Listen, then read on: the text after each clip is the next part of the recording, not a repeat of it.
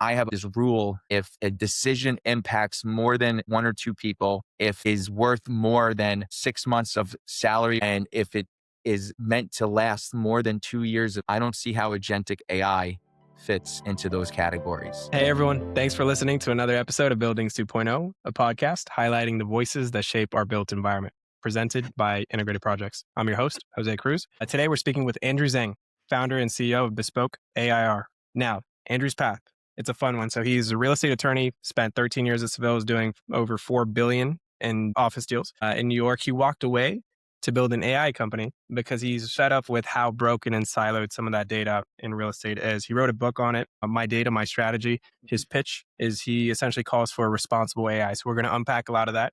But Andrew, thanks for joining. I appreciate us being here today and sitting here in New York City and looking forward to having a great conversation. Where are you at right now? Is it Midtown? Right now, I'm in Midtown Manhattan. I'm on 45th Street and 5th Avenue, and it's a wonderful day out. Love it. All right. So take us into the room. You're one of the folks sitting on the front lines having conversations with landlords about AI. Take us into the room.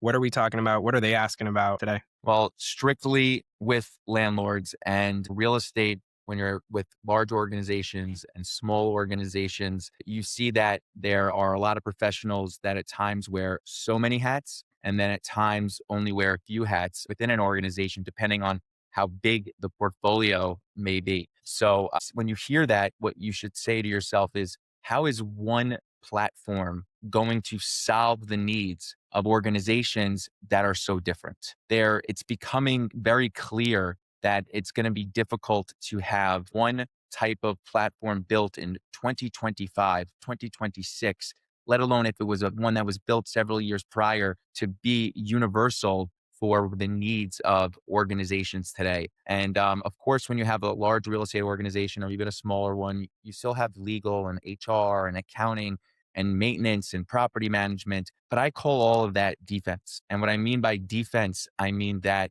is not the parts of a real estate organization that are making the revenue for the business. In order to make revenue for a real estate company, you need to rent space or sell at a profit of what you purchased. Both of those are still determinant on the amount of revenue and leasing revenue you have on your building. So my passion has been filling buildings, all right, doing that for the past 13 years. And that is where my isolated hyper-focus space has been within artificial intelligence and trying to understand the right way and responsible way to use it. And in doing so, to create more revenue. So the offensive side of commercial real estate. So how do you pair those together? How do you sell more with AI?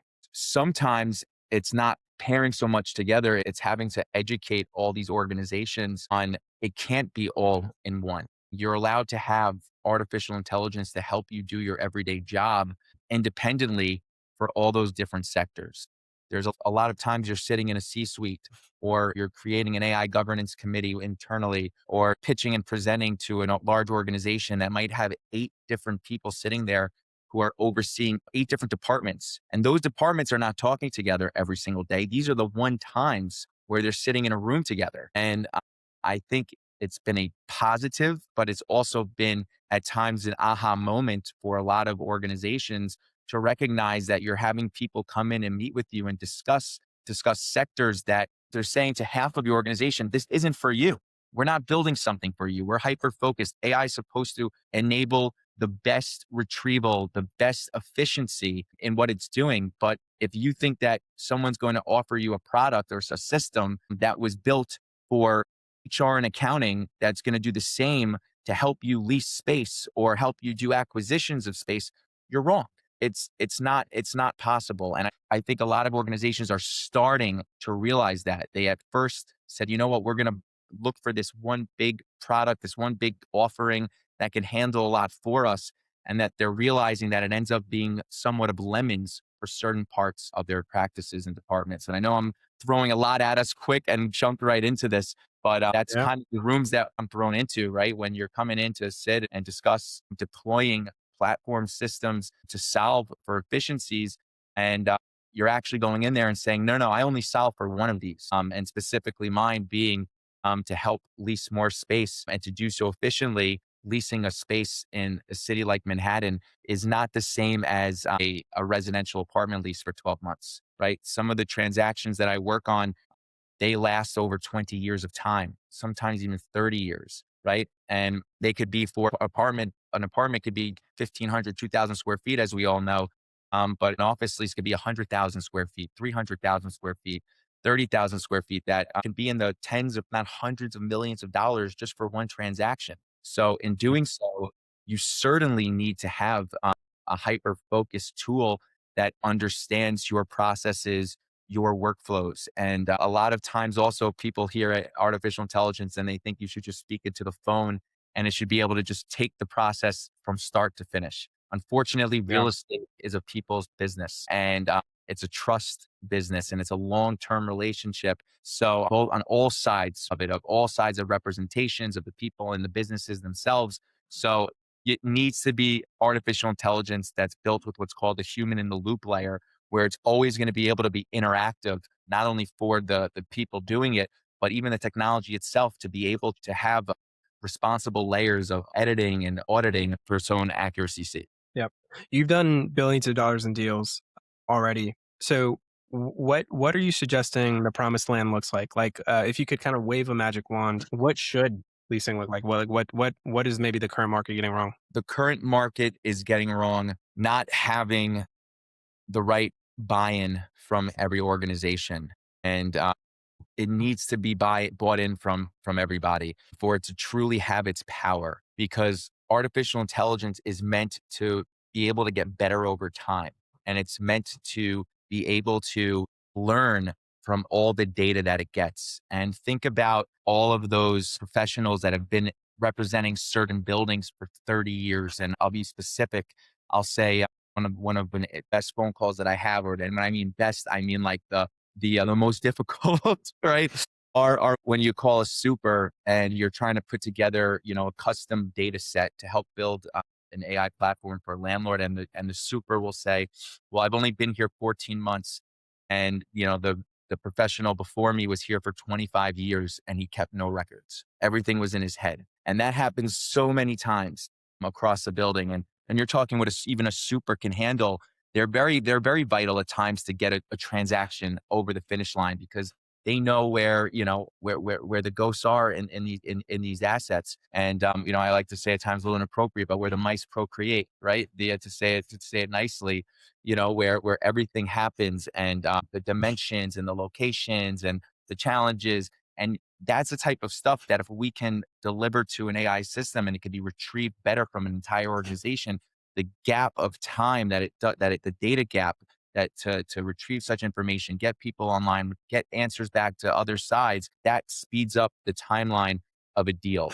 So you really truly need buy-in from everybody, and as quickly as possible, because when certain people retire or people leave companies and go somewhere else, they're taking all that what's called intellectual capital with them out the door, instead of it staying in the confines not only of this organization but now in hopes into a long-term future AI system that it could be learning so much from and be assisting in the day-to-day in the day-to-day life cycle of deals moving forward. Right. How do we get past the surface level? So in other words, like, okay, so we understand ChatGPT, Claude, these are all tools that we need to start embedding. But like what's once we double click into that, like how do we start to operationalize? What are we missing? Well, listen, that those in my opinion are still considered generic tools, right? Those are now they're phenomenal generic tools that are, amazing for 8 billion people on earth. And I've said that before, in public and online. And, Yeah. at $30 a month, per user. And, some real estate organizations are running 10 billion plus dollar organizations. You get what you pay for. And the adoption of those platforms for, call it, back office professionals have been high, and that's what it's great for. But if you're a true real estate professional, that's all old information, right? From a standpoint of, public search or data, that's data that's been recycled multiple times, that which again is good data, but it's it's also not at times the proprietary accurate data within the confines and the four walls of your organizations and the assets that you're managing themselves. So and that's what you really need to have correct. When it comes to math, is there accuracy on point? I don't know if I would be using the accuracy of AI math, to forecast long-term transactions if you're doing, $1 million to, seven figure to nine figure $1 million deals. I think there's still a place in the world for financial analysts to provide. But I think also there's ways where it could be done a little bit quicker. And if you're an expert in something, to have these tools, it could be done well. But I think to answer your question even a little more specifically and a little bit more positively towards a lot of these platforms, it starts with education and training. I mean, think about I can remember, even quarterly or how many times, if you're part of an organization, you're trying to do training and you're offering sales training, you're offering relationship management training, you're being offered all these type of, how to maybe use certain products that are embedded into the workplace already. But a lot of times you're not getting those senior professionals to come and sit for 30 minutes and listen. A lot of times it ends up being the young junior professionals who end up sitting and listening. I think that there needs to be a user friendly platform with a good sales team that can come in and do education training and workshops for these corporations. And I know that's not being done yet because no one's picked a horse, right? No one's picked a horse, I think. And also ChatGPTs and Claude at $30 a month, they're not set up to have people come in and do training. So you might have to have outside consultants once you pick a horse to come in. But then the other challenge becomes you need a consultant that also is a subject matter expert in the real estate industry itself. You can't have some, tech person who doesn't speak real estate first to come in and teach you. So it's a full layered cake of progress that needs to be made throughout the workplace and workforce within real estate. I mean, it's getting there. I can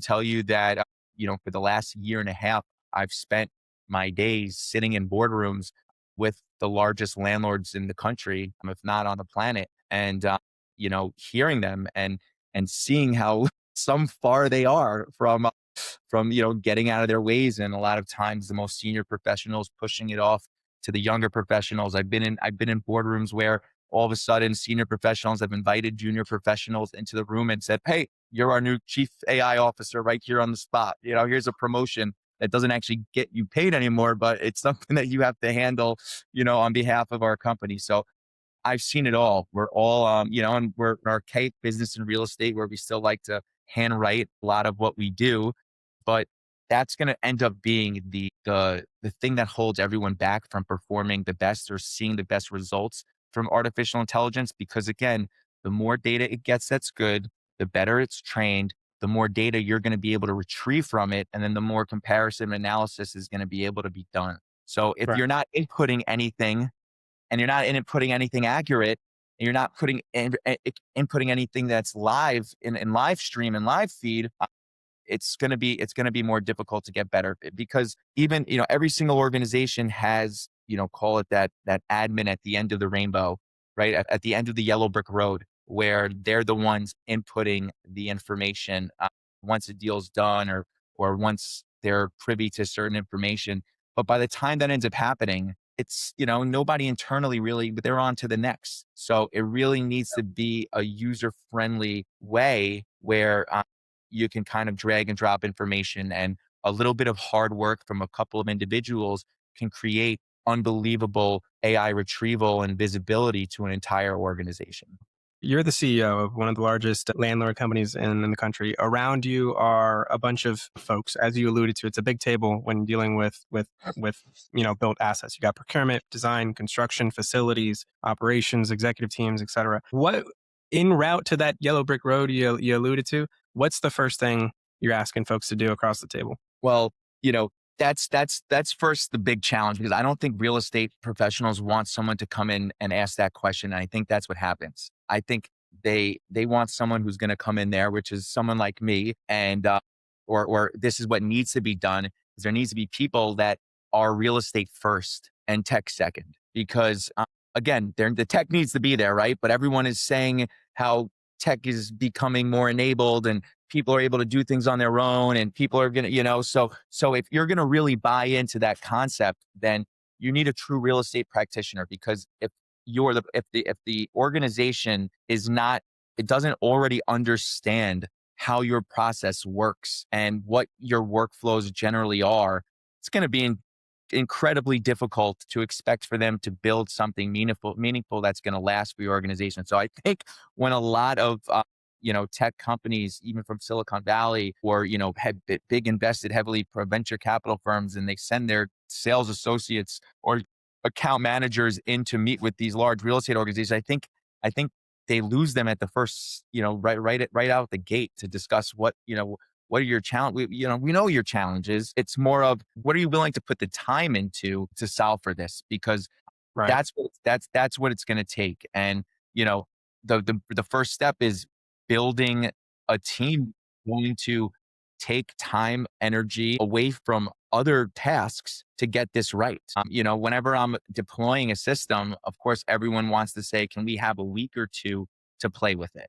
Now, that's good due diligence, and you should allow that. There's only so much you can give people your proprietary technology away without having to pay for it, right? And sign an NDA, and what, are you really going to sue somebody, right? So, you know, uh, you need to be careful with that. And I think that's also a little bit of a catch 22.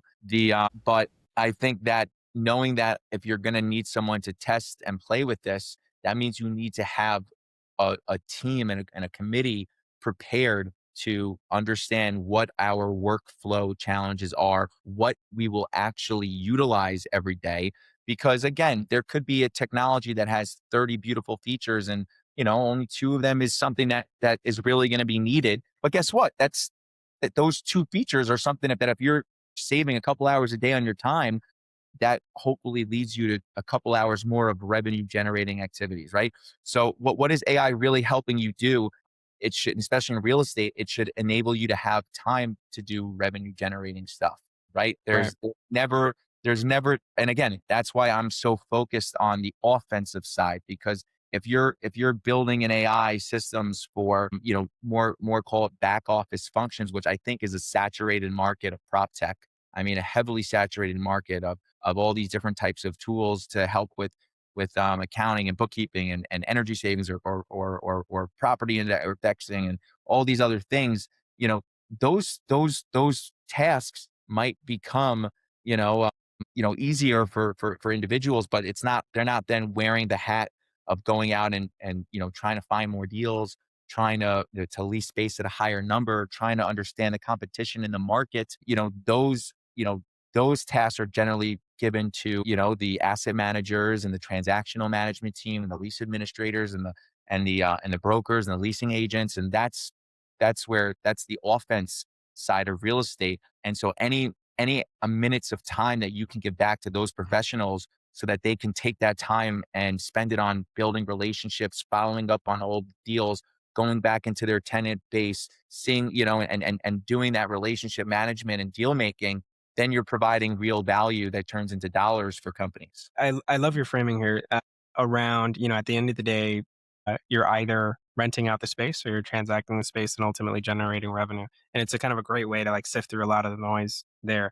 I think on the other hand, I think one of your other points here is about how some of the existing foundation models are perhaps too generalized. So Bespoke, what are you working on? What's the dream, and how can folks start to think about the So service you're providing? now, I am a big fan of Google. I'll wear a Google shirt. The and they're a great team, and they have a great product that I love to work with in Gemini. And but again, and I don't really choose to use them for the public search data part of what I do, but I use them for the technology aspect of it. So how I'm selling and presenting Bespoke AIR, which is artificial intelligence review, that's the responsible side of AI, is that you're getting the best of both worlds. You're getting Google's technology, and you're getting a company built with subject matter expertise on commercial real estate and office leasing. So we're combining the best of both worlds there for an organization. What does the the generic tools that are, the ChatGPTs and the Claudes and the Geminis of the world, what they offer a lot of good synthesizing of information and and notifications and drafting and abstracting and summarizing and doing a lot of that work. I don't see it being built for, the agentic world is really not going to be utilized so fast when it comes to commercial real estate. And what I'm now there's certain aspects of it where you can kind of have voice AI follow up with you and give a little nudge of an alert to a tenant or an alert to a broker to tell them about space that's coming to the market. But I kind of have this rule that I try to educate everybody on, and I say that if a decision impacts more than one or two people, if is worth more than 6 months of salary or business expenses for your revenue, and if it is meant to last more than 2 years of time, I don't see how agentic AI fits into those categories. And then if you take it a step further, meaning there needs to be responsible layers of it. It's not just going to be completely task AI agent automated.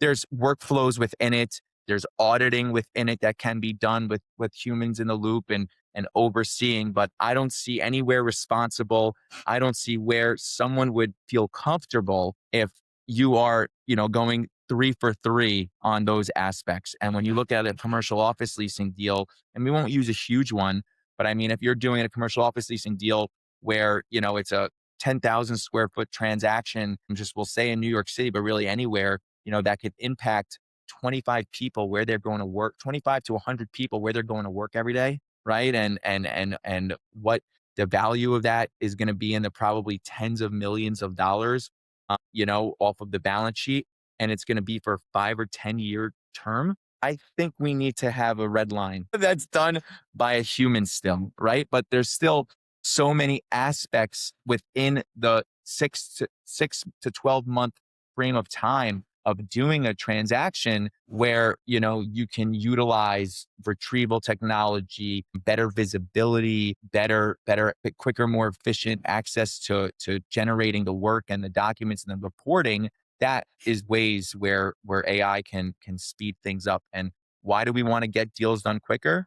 Because revenue comes quicker into everyone's pockets. What's the rule of thumb right now in terms of speed? Like, how quickly does a deal get done? Say, and I appreciate that the answer is probably it depends, right? But like, if I'm a landlord and I need to get like butts into seats or leases signed, what's the biggest bottleneck, or like, what's the average, and like, what's the biggest bottleneck to like to speeding that up? Well, a commercial lease, right? You have 100-page document that's going to stand for 10 years of time, that's worth 7 and 8 figures, if not 9 figures of dollars, right? So unfortunately, yeah, we can all scan this quickly, and that we can see the citations and the paragraphs, and we can see the average confidence score of the AI to go do it, and the lawyer can look it over quickly and go for a read. But do we really want that? I think you got to take you have to take an afternoon, you have to take a weekend, you got to go back to it. The other side needs to do the same, Right. right? Now, can we put an AI and can we put the last 5 deals we ever did? Can they put the last 5 deals they ever did? And can the AI handle itself? You ever hear in the movie The Dark Knight, what is it? An unstoppable force meets an immovable object, right? And what that is if two AIs are going against each other, right? Everyone is focused on you Yeah. building an AI and then doing it yourself. But imagine an AI negotiating with an AI. It's never. It's you need a little bit of this, right? And I know people might, if they're just listening to it and not watching the podcast, you need a little massage in real estate. You need a little trust in real estate. You know what I Right. mean? It's so because of that, it's always going to be, in my opinion, and it's only responsible when you're dealing with that level of significance. That it's going to take time. But of course, yeah, we can shave a few weeks off here and there for sure. But also think about that when you shave a few weeks off of a deal, you're also shaving the opportunity off that your deal gets taken from someone else. That another building doesn't come in and sweep in and take the deal. So those are reasons why you also want to move a little bit quicker. Let's say, and then at the same time, let's say all of a sudden the markets change. People have to take cuts and you didn't get to sign them into a deal. Everyone wants to get something done quicker. Approvals Right. happen. A CEO can't get his big corner office anymore. Now they want them to all sit openly. there's so many different things that happen. I remember that, my one of my first mentors in real estate, he represented so many foreign banks, like almost like 70% of the foreign banks in New York City who had space. And I remember one day he was finalizing he was telling me he was finalizing a lease with a bank, and he woke up the next morning and the country wasn't there anymore. It was like one of a country in the Middle East at the time. It was in the 90s, and so talk about like where humanity hits for Wow. real estate. It's real, and technology can't impact when a country is no longer around. So Wow. it's really Wow. cool stuff. Wow. Wow. Wow. So I think what you're outlining is fascinating. So it sounds like a wake up call for the real estate industry to take AI seriously, but also to recognize that it doesn't kind of come in it's not a kind of a one size fit all. If you could leave me with two or three things that I can go back to my team if I'm say a landlord today, what are the two or three things that I can think about talking to my team about at least to start a catalyst, right? To start some kind of transition here. Why do you have a new iPhone when the new one comes out, right? Are we a company that does that or not, right? Are we a company that goes in and figures out, what the best new data sources on the block are, or are we not? And where are we budgeting for this, and how important is the budget for it? Because if you build the budget for it, and you want those first two things, then somehow, some way, you're going to create the resources and the time to do it. What I can tell you is it helps. It helps your organization, and do not think that you need to become some expert in all of it. Ask yourself, what are one or two things you personally and your organization, not worrying about your team at first, what are two things that if you can write down and that it can save you some time to do other things that will help your company make money? Start with that. Make a list of those things. And some of them might be administratively, but again, then those things are going to be tasks that your admins could use AI for. I want to know really, what are you, the executive or the leasing team or the asset managers, that you really have to go and spend your time on, or that can make you, or better visibility on. And I know a lot of landlords don't even have CRM systems yet. A lot of them don't enjoy Salesforce so much. A lot of them don't know if they can trust someone to build their own. So you need to understand really, what are those first two things. Make that long list, and then meet with some teams to come in and build it, and hear from, and then learn about. Also, by the way, people don't, a lot of companies and individuals, professionals aren't aware of what the limitations of AI are and should be. Right. So and why I want to end on that and say that is that because a lot of times you might be spooked by the concept that, well, if we're going to use AI, we expect it to do everything, or we're expecting that it's going to solve for everything. And it kind of makes you slow down. And, it's a lot to deliver trust to something new, but there are limitations, and, is the responsible way to utilize AI in the workplace and take baby steps and build a starter pack and if you want it done right, come speak to me. Yeah. Well, on that note, Andrew, this has been fantastic. For those that do want to get started, for those that do want to reach out to you, how to get connected with you? Find me on LinkedIn, Andrew Zang, and you can email me, Andrew at bespokeair.ai, and I'm available. How some of them say, Google me. I'm available.